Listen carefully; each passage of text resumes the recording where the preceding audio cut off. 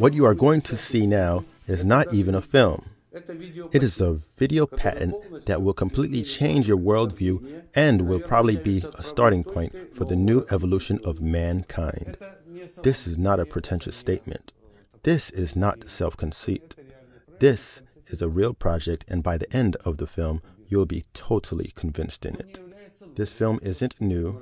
It actually appeared after I graduated from the university where I was working on my graduation project dedicated to laser-stimulated high-temperature plasma. This is a controlled thermonuclear reaction in pulse mode. It has become clear that thermonuclear reactions existed before and always will be. They have been well known for a long time already. The first thermonuclear hydrogen bomb is a thermonuclear reaction itself, but we will never see any controlled thermonuclear reactions where the energy is released gently and steadily. This is just the proverbial carrot that they show to the donkey to make it move forward. Like for the scientists from all over the world, it is a tool for getting money for scientific researches from governments in any country of the world. However, God provided people with an unlimited quantity of energy. It's not necessary to get it from water. It's not necessary to burn oil, gas, or other organics like coal, for instance. The cold layer of our planet we live on, where we have oceans, mountains, snows, and everything else, this layer is extremely thin. It's only 5 to 6 kilometers. So if we could see our planet as small as a globe, we could see that this layer is as thin as the paint on the globe. All the rest of the layers are very hot. Our planet is sheer energy. We have more energy than there is water in the ocean or sand in deserts. We have more energy than anything else we have on the planet. The largest thing on the planet is energy. We currently get this energy by very conflicting means. We get something, but we necessarily lose something. We get the cheapest electric energy ever seen from wind turbines. If someone flew above Amsterdam, they must have seen numerous wind turbines in the sea. The other side of the coin is the fauna in seas and oceans is disappearing. Parasitic flora is blooming. Where there is a lack of sea fauna that eats seaweed, it grows too much. Amsterdam and the whole state of the Netherlands are already experiencing this ecologically hard situation. We have an alternative source of energy, solar batteries.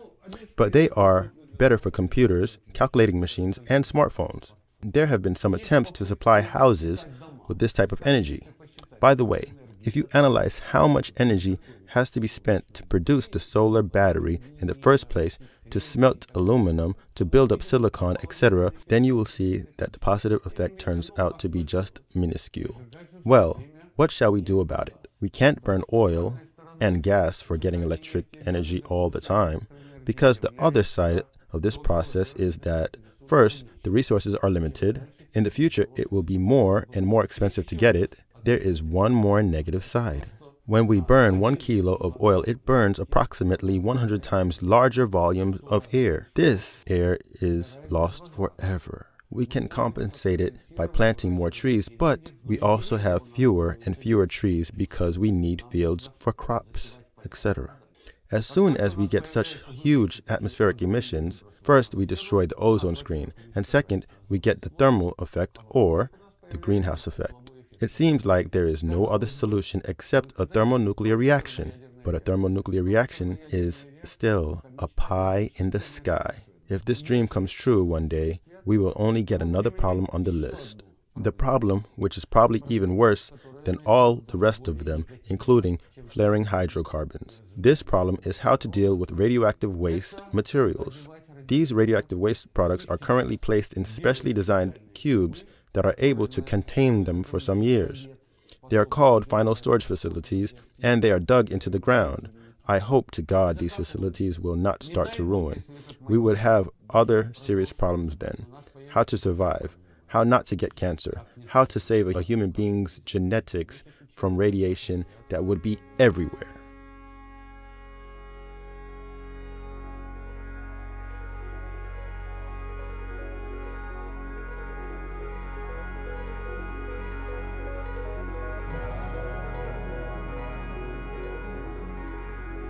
This is how it occurred to me to use what we own from God. We just have it from God. just as he gave us oil and gas. Because it's not people who create these resources, right? So, it's the same thing. The Creator gave it to us in exactly the same way. I'm not a religious man, so please don't tell me I sound too mystic now or go to extremes. It's just easier to express it this way. What God created. So, just as He created everything, He gave us energy that we can use for thousands of years. We have an opportunity not only to use this energy in the usual form, like for example, electric lights.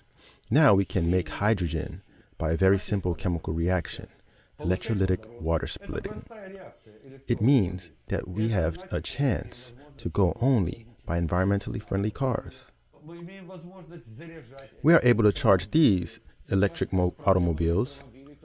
What is the actual problem with battery-powered cars now? The aggregate capacity of all the combustion engines is 20 times more than the capacity of all electric stations in the world. In fact, we have found the right amount of good accumulators right now, by some miracle, I guess, which is modern people's aspiration. We would have lacked the electric energy.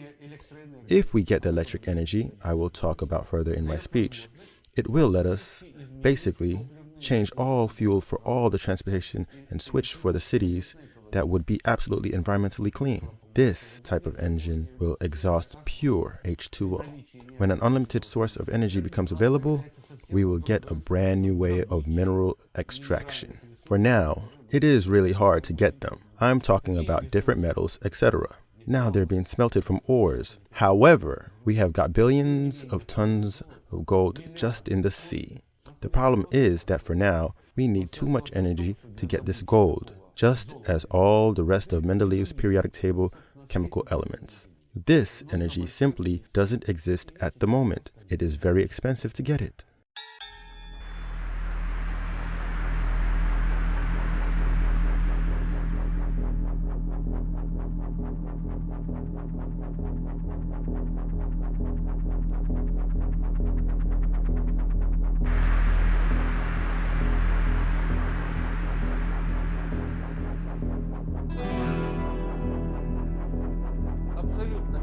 Without any self-conceit, I am telling you that the whole passage of civilization will change significantly when the unlimited quantity of energy becomes available to people.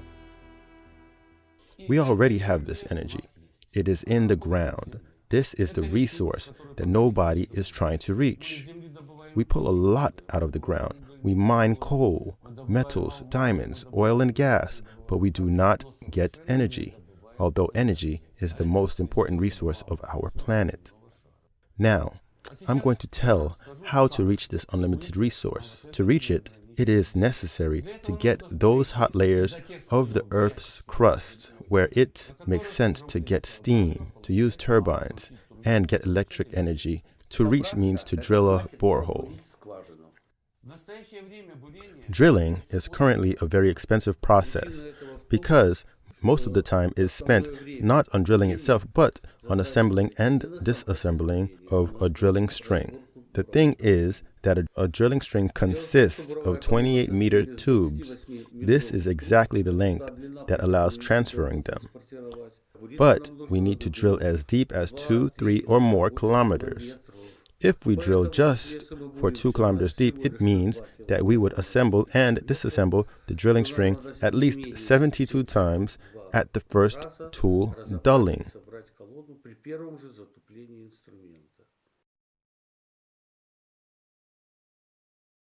There are a few important principles that underlie the new technology we represent here. We will drill thermal boreholes in the ocean at great depths. In this case, the deeper the ocean is, the better for drilling, because we won't need to go that far before we reach the required temperatures of the ground.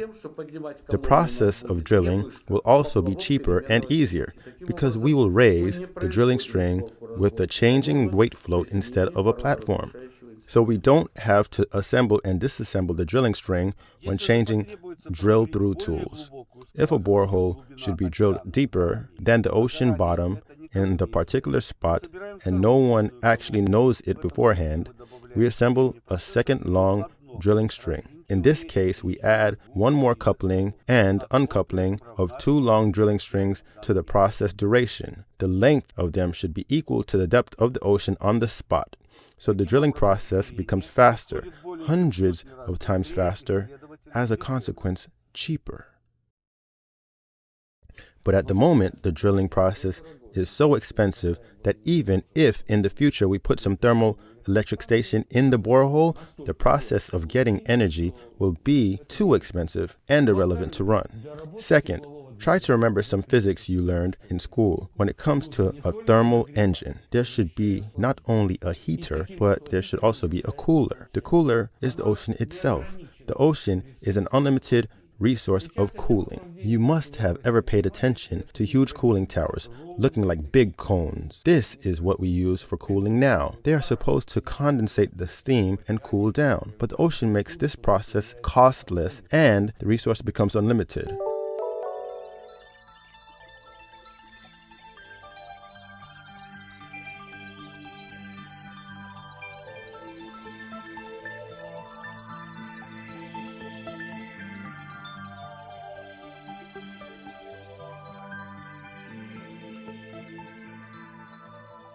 Drilling is a progressive rotation.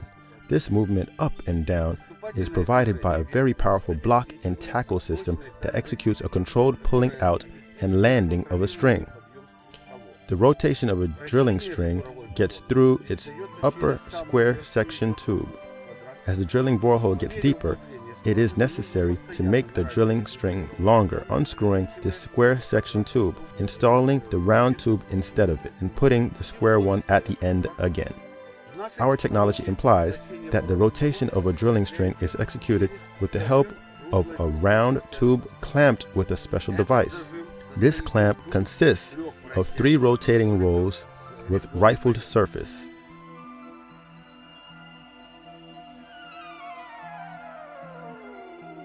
There should be a few groups of clamps, 5, 6, 10, etc., to distribute the compression pressure along the tube length without smashing it. The pulling out and the landing should be executed not at the expense of the block and tackle system, but with the help of a changing weight float. If a drill-through tool becomes dull, we pull out the whole string. When we reach the place where we started drilling, the mouth of a well, we change the drill-through tool and keep on drilling. Here we go. No need to assemble and disassemble tubes. We gain a lot of time this way. How to pull out this heavy drilling string? There is a float with a changing weight. Its weight changes because it is getting filled with water and then this water is blown out of it. This buoyant tank holds a drilling string with a drill-through tool. A power plant should be installed on the ship to provide the electric energy that supplies or takes away the air from this tank. After this stage of drilling has been completed, we pull out the driller to the ship along the drilling string that is actually directing. Then we use the same drilling string to get the underwater thermoelectric power station down.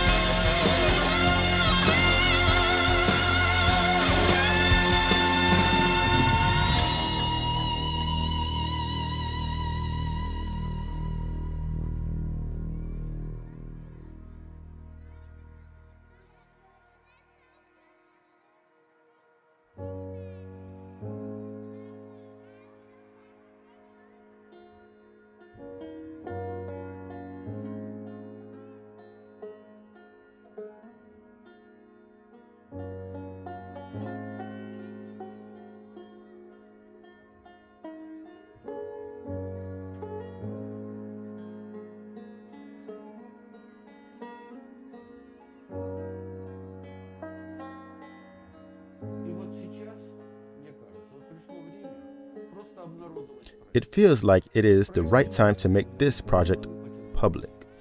This project cannot belong to anyone in particular. This project should belong to everyone. It's like the air. It belongs to everyone. No one can sell it. Air should be available for all people. Here is the situation when the right of property shouldn't be one's priority. For example, if someone invents a cure for the cancer, this cure should become available for all people. This job should also be available for everyone. Whoever is interested in it should do it. Nobody could be privileged here.